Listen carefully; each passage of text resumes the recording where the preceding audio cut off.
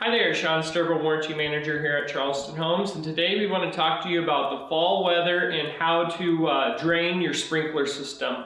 Let's start by going down into the basement and looking at the sprinkler down there.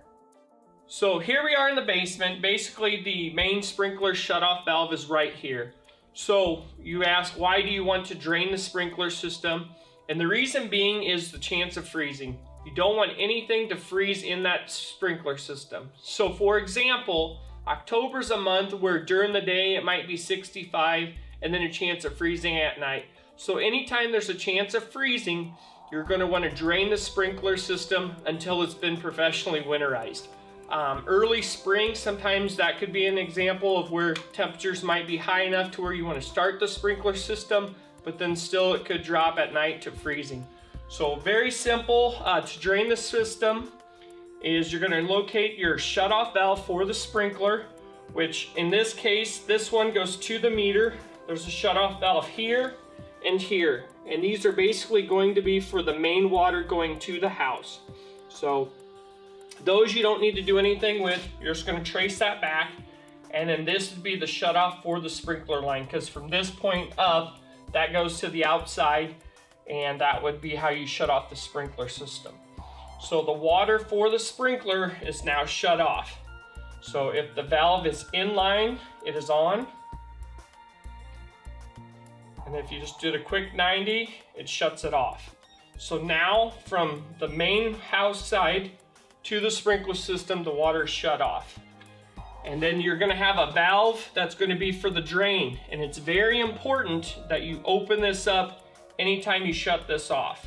And the reason being, if this does not make a tight seal, water could slowly seep through there and charge this line after it's been winterized or after you've drained it. So again, you're shutting this off, open this valve here. And basically this is the drain valve for the outside, so any water outside to inside would then drain. Typically you'd have a bucket here to collect this water. Let me shut it off so I don't make a mess. But basically all you're going to do is just keep that bucket under here, open this up so that any water outside now drains to the lowest point here in the basement. So we're going to leave it just like this, sprinkler line water off, drain valve on. Let's go outside and take a look real quick. Now that we're on the exterior of the home, we've been inside, we've shut the water off, we've opened the drain valve. Now what's left is to do the outside as far as opening the drain. So you're going to start with the drain valve outside and just simply open that up. Any water that's potentially in there would then drain out. And then most homes will have at least one of these ports. There could be up to 4 or 5 or more, depending on your system you have. But with a flat screwdriver, you just put it inside the port here. And right now it's shut off like this. I'm going to rotate it so that it's a quick 90.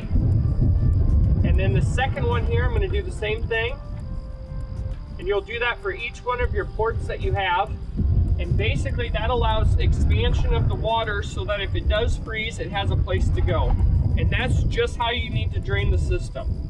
So temperatures, again, during the day you've been watering above freezing, no problem.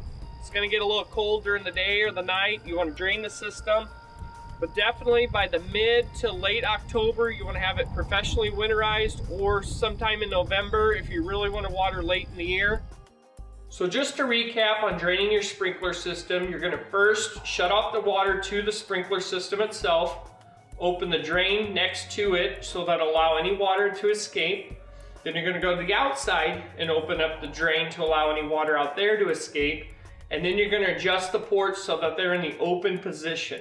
This would then allow any water in the system opportunity to expand and not freeze. If it did freeze, it has a place to go.